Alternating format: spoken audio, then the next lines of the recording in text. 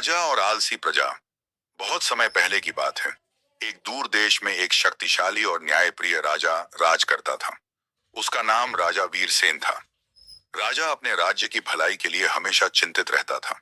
वह चाहता था कि उसका राज्य खुशहाल और समृद्ध बने, लेकिन उसकी प्रजा बहुत आलसी थी। वे मेहनत करने से बचते थे और हमेशा राजा से मदद की उम्मीद रखते थे। आलसी प्रजा की समस्या। राजा वीरसेन ने देखा कि प्रजा अपने खेतों में मेहनत नहीं करती, दुकानदार सही व्यापार नहीं करते और मजदूर भी आलस से काम करते हैं। इसके कारण राज्य की अर्थव्यवस्था धीरे धीरे कमजोर होने लगी। लोग राजा के पास शिकायतें लेकर आते कि बारिश कम हुई, फसल खराब हो गई, व्यापार नहीं चल रहा, लेकिन वे खुद कुछ करने को तैयार नहीं थे। राजा ने कई बार उन्हें समझाने की कोशिश की, लेकिन किसी पर कोई असर नहीं हुआ। हर बार लोग बहाने बनाकर अपने आलस्य को सही ठहराते। राजा की योजना। एक दिन राजा वीरसेन ने अपने मंत्रियों से कहा, अगर हम अपनी प्रजा को मेहनती नहीं बनाएंगे तो हमारा राज्य बर्बाद हो जाएगा। हमें इन्हें सबक सिखाने के लिए कोई उपाय करना होगा।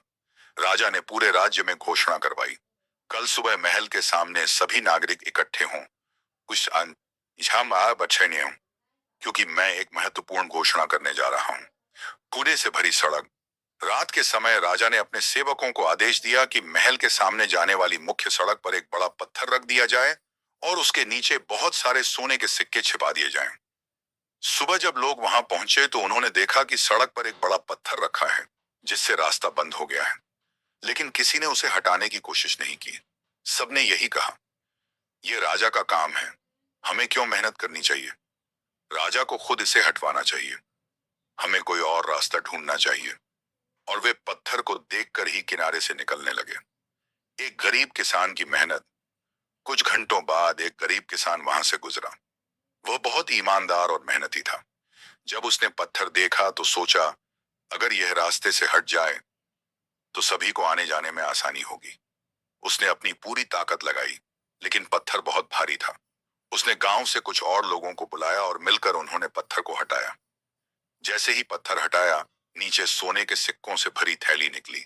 उसमें एक पत्र भी रखा था, जिसमें लिखा था, यह सोना उस व्यक्ति के लिए है जो अपने राज्य और समाज के लिए मेहनत करने को तैयार है। यह इनाम उसकी मेहनत का प्रमाण है। राजा का संदेश। राजा वीरसेन खुद वहां आए और बोले, मैंने यह जाल इसलिए बिछाया था ताकि देख सकूं कि मेरे राज्य में कितने लोग मेहनती हैं। लेकिन दुख की बात है कि ज्यादातर लोग आलसी बन चुके हैं। अगर हम इसी तरह दूसरों पर निर्भर रहेंगे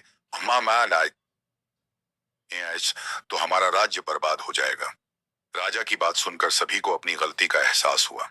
उन्होंने राजा से माफी मांगी और वादा किया कि वे भविष्य में मेहनत करेंगे। इसके